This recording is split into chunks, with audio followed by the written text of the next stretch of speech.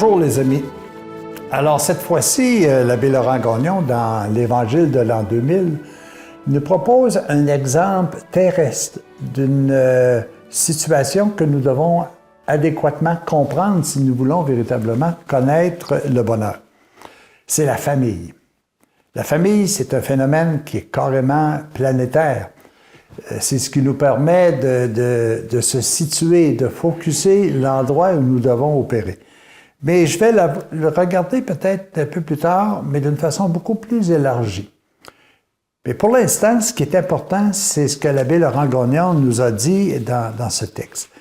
Il a précisé deux éléments qui sont essentiels avant d'arriver à une utilisation de la famille comme étant un outil qui nous permet de comprendre même l'invisible.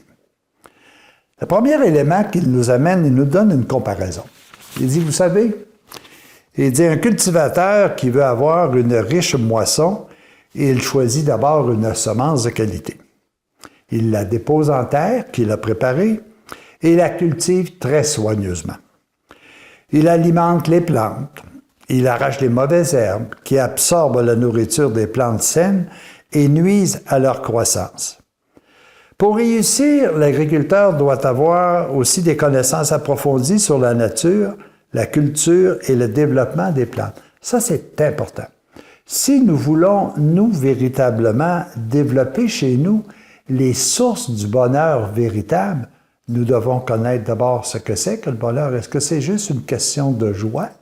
Est-ce que c'est juste une question qui est temporaire? Est-ce que c'est une question qui est davantage liée à notre bien-être, à notre situation intérieure, à une situation où toutes les entraves extérieures ne viennent pas ternir ce bonheur-là? Ça, je pense que c'est une question qu'il faut d'abord se poser. L'abbé Laurent Gagnon nous amène ensuite à un autre aspect qui est celui-ci, c'est pour qu'on réussisse véritablement à avoir une bonne moisson, il y a des prérequis. Regardez bien les prérequis. La réalisation d'une grande œuvre nécessite, des connaissances approfondies. Est-ce que nous approfondissons véritablement ce qui est le bonheur?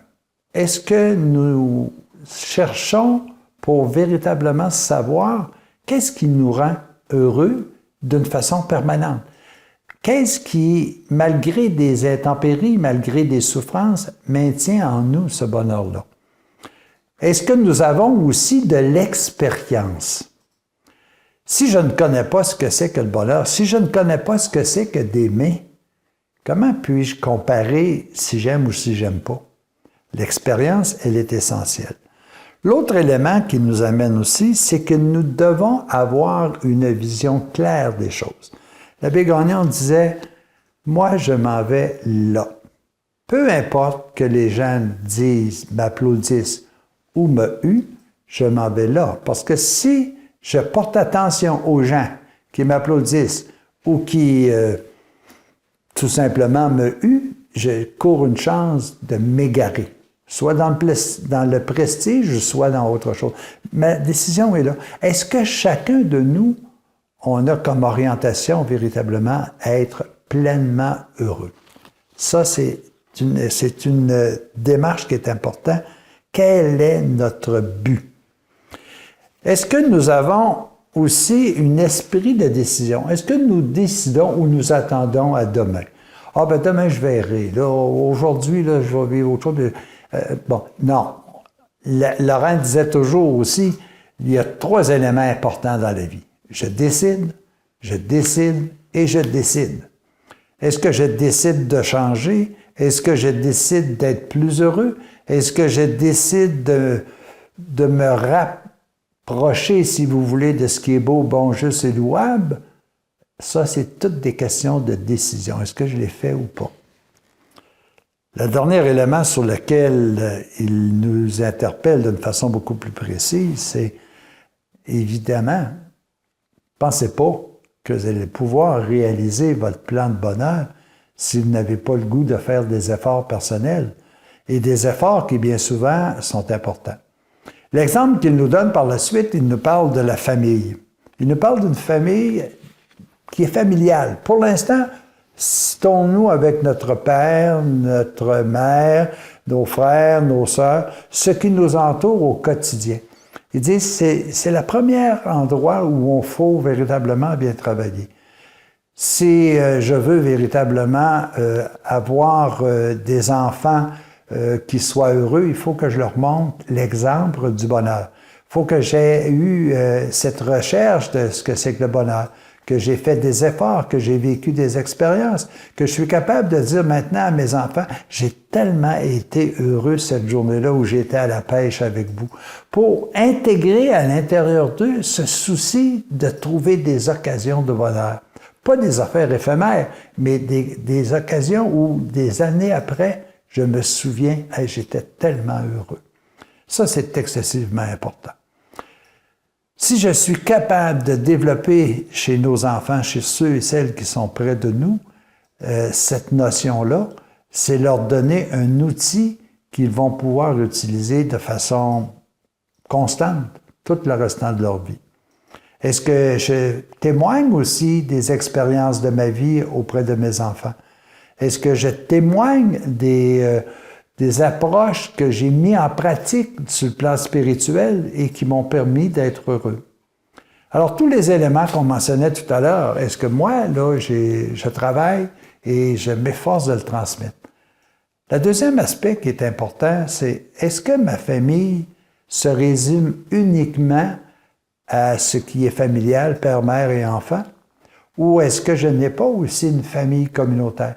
Ce n'est pas un hasard que je suis venu au monde au Québec. Ce n'est pas un hasard que je suis venu au monde dans la famille X, Y et Z. Pourquoi que certaines personnes vont dans des endroits différents? C'est parce qu'on a des expériences différentes à vivre. Alors, les amis, je suis aussi responsable de ce qui m'a été donné pour que je puisse véritablement bien comprendre. Moi, j'ai besoin de vivre au moment où on se parle, à l'endroit où je suis, parce que c'est à cette école de vie que je dois apprendre. Donc, je suis responsable aussi de la famille que moi, je vais appeler pour l'instant communautaire ou sociale à laquelle j'appartiens. Je suis responsable de mon voisin. Je suis responsable de ma nation. Je suis responsable de ce qui est, que je vais appeler tout simplement mon entourage. Pourquoi? Parce que c'est ma famille et la famille, elle est essentielle afin que je puisse comprendre. Pourquoi que je suis dans un climat qui est beaucoup plus serein qu'à certains autres endroits, d'autres pays où il y a de la guerre? C'est parce qu'à ce moment-là, nous avons à vivre des expériences qui sont différentes. Mais j'ai encore beaucoup plus large que ça. J'ai aussi une famille que je pourrais pratiquement appeler planétaire. Cette famille-là, c'est pas par hasard que je suis venu au monde sur Terre. J'ai besoin de l'expérience de tous ceux et celles. Vous voyez, aujourd'hui, on nous explique qu'il y a des guerres à certains endroits. Comment ça se fait que c'est important pour moi de comprendre ça? Parce que justement, ça me place dans une situation où je dois réajuster mes valeurs pour dire c'est l'expérience que d'autres sont en train de vivre peut me servir aussi pour que je ne puisse pas tomber dans la même situation. Alors les amis, vous savez, je suis aussi responsable de ma famille planétaire. Je dois autant profiter des personnes qui sont plus heureuses que moi que des personnes qui ont un niveau de souffrance. Pourquoi? Parce que j'ai à apprendre de chacun d'eux. La famille, c'est un des exemples que je dois apprendre au niveau de l'école de la vie qui est la Terre.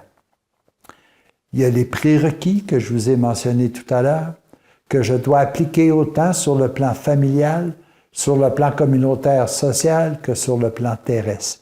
Rien de ce qui m'entoure n'est inutile. Tout m'est utile pour que je sois capable de comprendre, d'expérimenter et véritablement de bien structurer un bonheur qui se veut d'abord terrestre, mais qui vise tout particulièrement un bonheur éternel. Les amis, c'est tellement important, notre famille, qu'elle soit au niveau parental, qu'elle soit au niveau social ou qu'elle soit tout simplement au niveau planétaire. Nous avons besoin de chacune des 8 milliards de personnes qui existent pour que je puisse comprendre davantage. Réfléchissez bien à ça, les amis. Les familles, au sens le plus large, sont ce qui nous est requis pour que l'on puisse apprendre, expérimenter et vivre. Bonne réflexion.